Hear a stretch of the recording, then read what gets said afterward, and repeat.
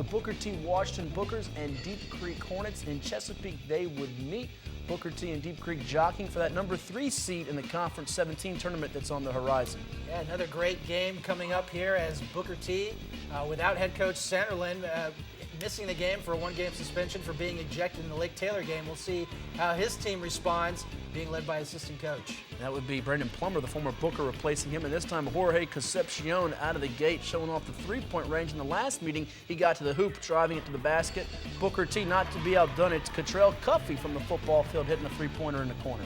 7:60 early advantage for the Hornets still here in the first quarter. You see Booker T trying to break down that Hornets defense. And again, Cuffey in the corner, this time from the other side, knocks it in.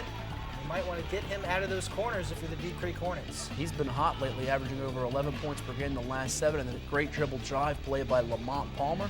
Top of the key, it's Eddie Johnson-Clayton looking to screen for Sean Evans, and he gets it to go from 3-point distance.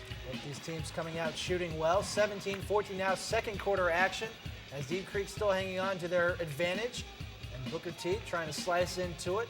He's going to go kicking out, inside out. A nice dribble drive leads to the pull-up jumper on the baseline. It's good for Brandon Gaddy. Gaddy's been using that stop and pop move more effectively in the second half of the season. A 2-point lead for Deep Creek midway through the second quarter. Booker's on the run now, and it'll be the lob for Ezekiel Ingram. Always a good guy to lob it up to since he's 6'7". A nice tap in for Ingram. 22-18, so Deep Creek, despite the highlights favoring Booker T at this point, still leading by 4. And Booker T again getting to the basket quite easily. For the deuce goes Jaden Jenkins. He's more of a defensive stopper for the Bookers, showing off his offensive abilities on that sequence. And it's another lob. This time Eddie Johnson-Clayton misses, but he's got his own rebound for 2.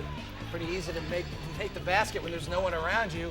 33-32 into the second half now. Both these teams not really going anywhere, as Deep Creek still with the advantage. And now they will work some offense and work some clock as Johnson-Clayton goes hard to the basket, can't get it to go, but a nice rebound follow is good for Blake Ottman. Johnny on the spot is Blake Ottman there. Hornets up a point midway through the third quarter. Booker's now trying to get their transition game going. Jeremiah Jenkins in the middle of the lane. He will kick it out to Lamont Palmer, and he connects from the land of 3.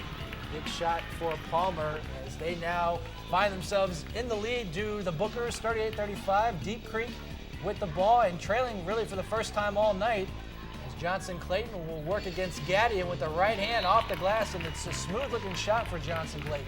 That's why many of the Division II and Division III schools around the state keeping an eye on Eddie Johnson-Clayton. You see right here, the free throw will be good for Palmer. It's a 3-point lead, and Chris, Deep Creek needs a 3-pointer here.